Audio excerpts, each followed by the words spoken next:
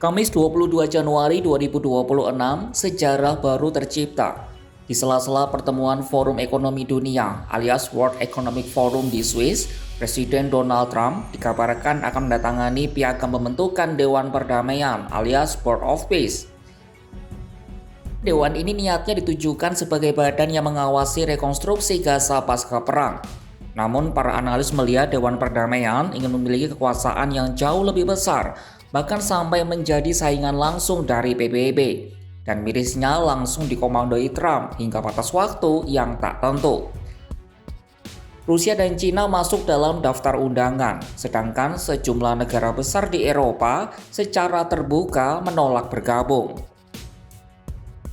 Publik ini berspekulasi, apakah lembaga tersebut murni bertujuan kemanusiaan atau justru menjadi alat untuk melegitimasi pengaruh global seorang pria bernama Trump? Mari kita bahas dalam video berikut.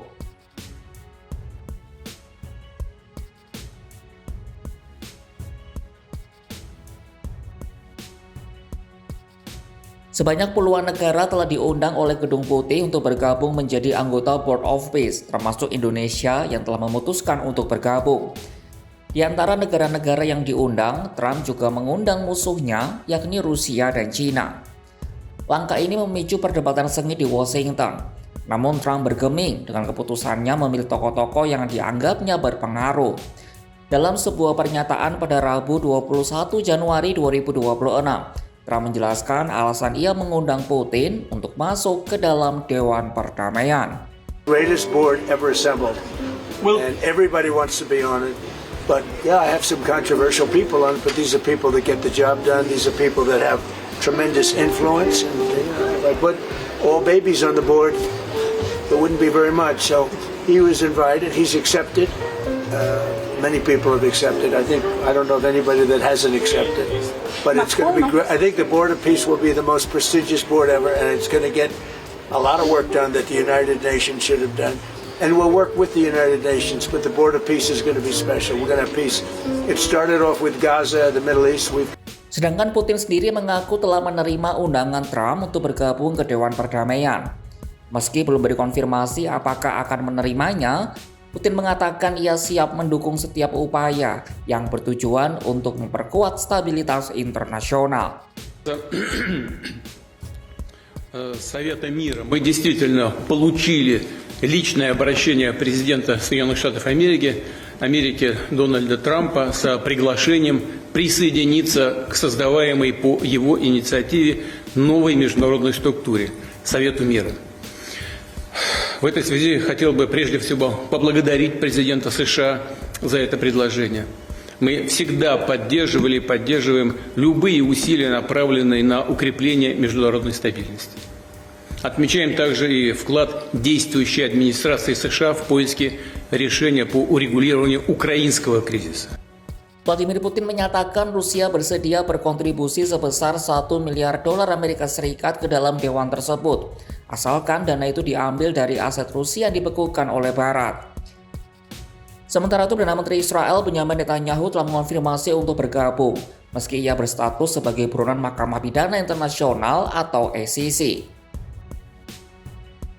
Selain Indonesia, sejumlah negara Islam sekutu AS juga bergabung, antara lain Arab Saudi, Mesir, Uni Emirat Arab, dan Pakistan. Kemudian dari sisi Eropa ada Hungaria dan Belarusia. Namun tidak semua sekutu AS menyambut hangat inisiatif ini. Negara-negara Eropa seperti Prancis, Norwegia, Swedia, dan Denmark secara tegas menyatakan tidak akan bergabung dalam Dewan Perdamaian bentukan Trump. Adanya penolakan dari negara-negara Eropa ini didasari oleh kekhawatiran bahwa badan baru tersebut akan merusak tatanan internasional yang sudah ada.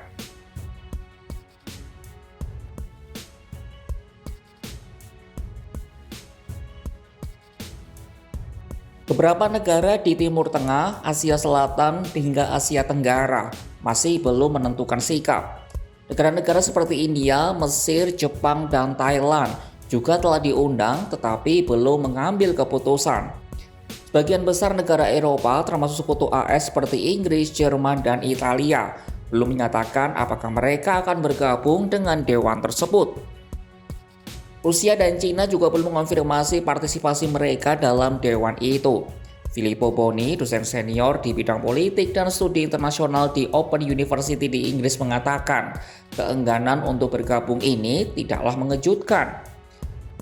Beberapa negara tersebut mengadvokasi prinsip hukum PBB sebagai pilar panduan hubungan internasional. Sementara Cina punya kerangka kerja tata kelola globalnya sendiri lewat inisiatif tata kelola global atau GGI, sehingga kemungkinan akan berhati-hati terhadap rencana Trump. Banyak negara merasa terjebak dalam pilihan sulit antara mendukung multilateralisme PBB atau mengikuti kerangka kerja baru dari Amerika Serikat. Bergabung dengan BOP berarti memberikan legitimasi pada sistem yang mendelegitimasi wewenang PBB.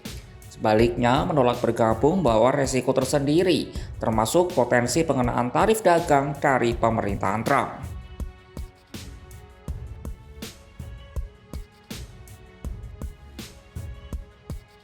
Kecurigaan bahwa dewan ini lebih mengutamakan kepentingan politik Trump daripada nasib warga Gaza semakin menguat setelah draft piagam organisasi tersebut bocor ke publik. Mengutip Al Jazeera, dokumen itu setebal 11 halaman, terdiri dari 8 bab dan 13 pasal yang menguraikan mandat luas organisasi. Secara mengejutkan, kata Gaza sama sekali tidak disebutkan dalam piagam utama tersebut. Alih-alih berfokus pada kemanusiaan, dokumen itu justru menekankan pada pembentukan organisasi internasional baru yang bertujuan untuk mencari stabilitas di wilayah konflik lewat otoritas yang sangat terpusat. Struktur pemerintahan Dewan Perdamaian menempatkan Donald Trump pada posisi puncak dengan kekuasaan yang hampir absolut. Sebagai ketua, Trump memiliki wewenang veto atas keputusan penting, hak untuk mengundang anggota, hingga kemampuan untuk membubarkan dewan sewaktu-waktu. Di bawahnya terdapat dewan eksekutif yang diisi oleh orang-orang terdekat Trump, termasuk menantunya Jared Kushner, Menlu Marco Rubio, serta mantan Perdana Menteri Inggris Tony Blair. Mark Weller, seorang profesor hukum internasional dari Universitas Cambridge, memberikan peringatan keras terhadap struktur ini.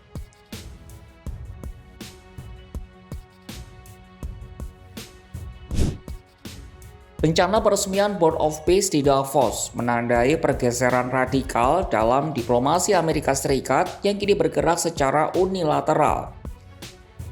Inisiatif ini dipertanyakan saat 13 pasal itu menunjukkan rencana kemanusiaan yang jelas bagi rakyat Palestina di Gaza di saat ribuan nyawa melayang dalam genosida berdarah itu. Makna damai yang tertera pada nama dewan itu malah mengancam eksistensi institusi global seperti PBB. Fokus utama dewan yang sangat terpusat pada figur Donald Trump menimbulkan kekhawatiran bahwa rakyat Palestina hanyalah objek pintu masuk bagi agenda politik yang lebih luas untuk menata ulang tatanan dunia. Sementara sejumlah negara melihat BOP sebagai peluang ekonomi, negara-negara lain memandangnya sebagai ancaman terhadap hukum internasional.